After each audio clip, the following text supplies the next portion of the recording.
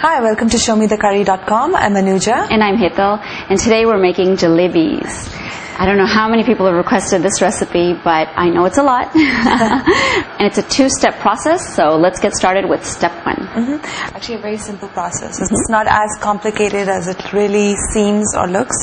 And over here we have 1 cup of all-purpose flour or maida. To this we're going to add 1/8 teaspoon of cardamom powder, 1 teaspoon of rapid rise yeast, 2 teaspoons of cornstarch, and once the dry ingredients are in there, we're going to just mix it.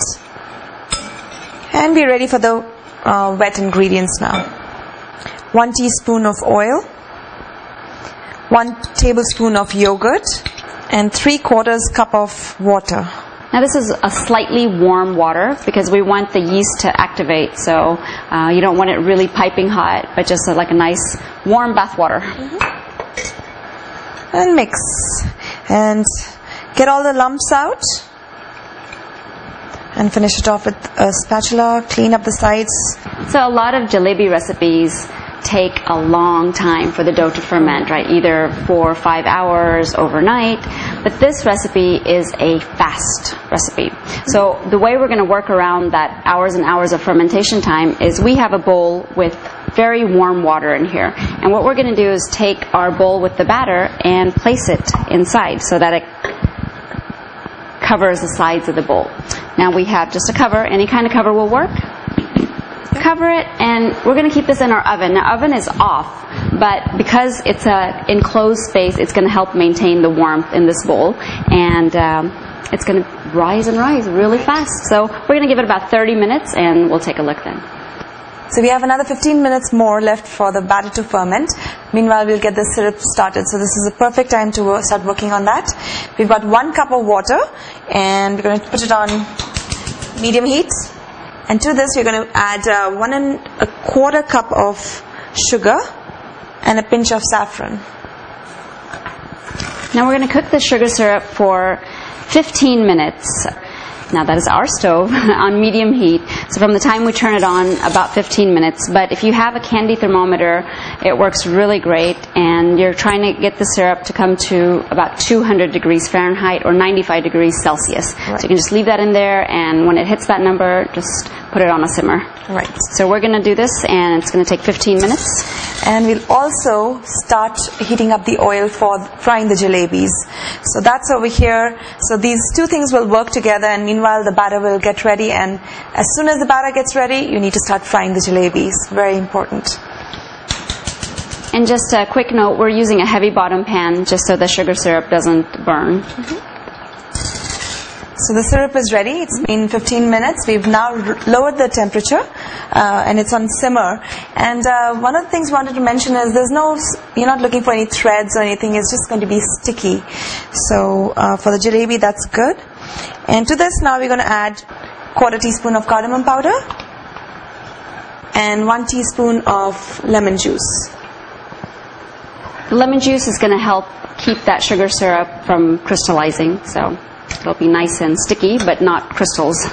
And the oil is already starting to get heated up, so let's have a look at the batter now. So here's our batter. It's been just about 32 minutes, and look at it. Wow. It's risen. Okay, let's take it out. And let's give it a mix. Ooh, look at that. So mix that well. Now what we're going to do is we're going to make the jalebis with this. So this is like a little contraption. It's a mustard bottle or a ketchup bottle you can buy at any grocery store. It has this little hole. You can keep it this size, but if you want thicker jalebis, you can just chop it up a little bit, and so you have thicker jalebis. Exactly. But I think this is good for us, right? And they're fairly cheap, like $1, $2. You can get something. Right. And if you don't have one of these, you can also use a piping bag. Or you can use a Ziploc bag. That's another option too. Just snip off a corner and use that like a piping bag. Actually, in one of the halwais, what they do is they put it in a coconut shell. Really? Yeah, okay. that little hole, they kind of pry that open and oh wow. I'm like, wow. I'd like to see that. Yes. So anyway, we're going to put this into this. Remember not to fill it up too much because the yeast is still fermenting, and you don't want things oozing out. So we learned that the hard way. All right, so we're going to put this in here.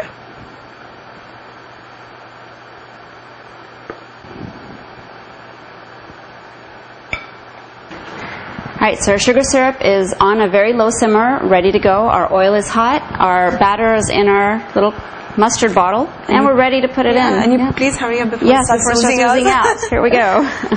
Here comes the fun part.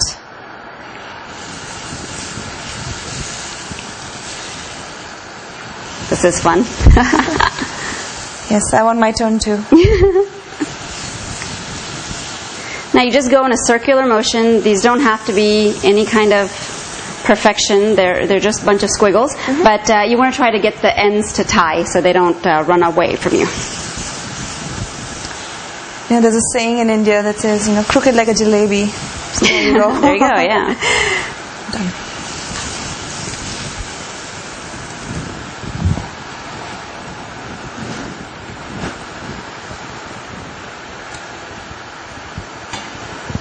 When they start turning golden brown on the back, just flip them over. And these cook pretty fast. And when you notice the bubbles reducing, when it has a lot of moisture, there's a lot of bubbles, but when they start reducing like this, then pretty much they're cooked. We're going to pull it out from here, shake off the excess oil, and drop them into our sugar syrup.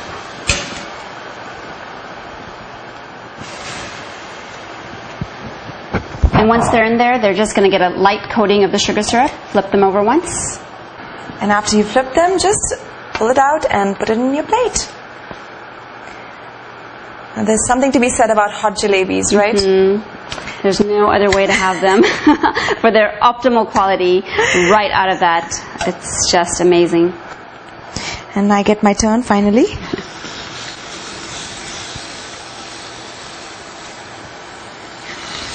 So traditionally, jalebis are fried in ghee, believe it or not. Of course, I can believe that. So if you really want that flavor of ghee, what you can do is in your oil, you can add a couple of tablespoons of ghee in there. So you're not really frying the whole thing in ghee, but it's going to give you a little bit of the flavor. Move. All right. So what's the story behind jalebis? You wonder, right? Yeah, there's got to be one. So apparently this was introduced to India by the Mughals. When they moved to India, they brought this thing called Zalabia, and over time it's changed names and it's made it more convenient and made it into Jalebi. I hope I'm pronouncing it right though. But it is a Persian thing and or a Middle Eastern thing, and that's how it came to India. One of the things we wanted to mention was that while we were frying, halfway through the process, we turned off the syrup because you don't want it to become very thick. So we turned it off and just carried on with the process of dunking in the jalebis. And, believe it or not, it's like a perfect measure. So you'll just probably have just a film of sugar syrup left at the end. Everything else is like wiped out clean. That's great because you don't feel bad about wasting anything. So look at our jalebis. They look wonderful. Imagine how, that little bottle made so much. And 1 cup of maida, wow. Takes you a long way. Yes, absolutely. And hot jalebis, there's nothing in the world like hot jalebis. We can't say that enough times. So if you're going to make this, make sure your family is somewhere close by around and be sure you let them try it right like this right now. It's just amazing.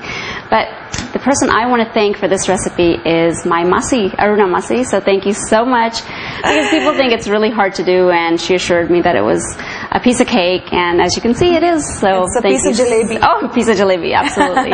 So thanks, Aruna Masi, for this recipe. Yep. Thank you also from us and the viewers, and enjoy your jalebis and join us again on another episode of ShowMeTheCurry.com. Adding a pinch of sugar to your life.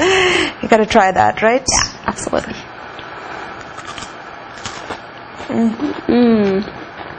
Oh, so crispy, yummy. Perfect. Best.